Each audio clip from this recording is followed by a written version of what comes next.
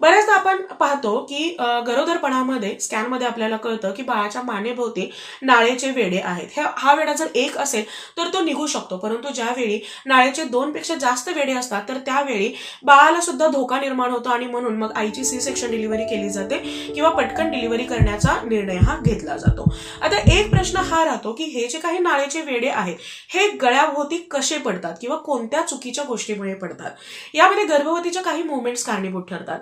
पहिली गोष्ट म्हणजे जर तुम्ही प्रेग्नन्सीच्या 3rd ट्रायमिस्टरमध्ये ऑलमोस्ट 7व्या-8व्या महिन्यामध्ये जर खूप जास्त पायऱ्यांची चढ उतार करत असाल तर त्यावेळी सुद्धा बाळाच्या मानेभोवती हे नाळेचे वेढे हे पडू शकतात. पुढची गोष्ट म्हणजे तुम्ही जर वारंवार खाली वाकून हेवी वस्तू उचलत असाल तर त्यावेळी सुद्धा बाळाच्या गळ्याभोवती ही नाळ अडकू शकते. तुम्ही खाली वाकायचंच नाही असं नाही, पण जेव्हा तुम्ही खाली वाकता तर त्यावेळी पायामध्ये पुरेसं अंतर घेऊन अगदी सावकाश पद्धतीने तुम्हाला खाली वाकायचं आहे. शिवाय वाकून खूप जास्त हेवी गोष्टी सुद्धा उचलायच्या नाहीत.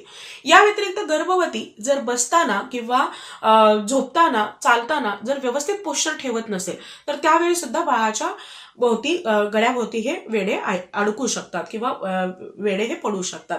या अगोदर आपण गरोदरपणामध्ये तुम्ही कशा पद्धतीने बसलं पाहिजे की जेणेकरून पोटावरती दाब येणार नाही किंवा बाळासाठी सेफ राहील यावरती एक व्हिडिओ पोस्ट केलेला आहे, तुम्ही डिटेल माहितीसाठी तो व्हिडिओ पाहू शकता.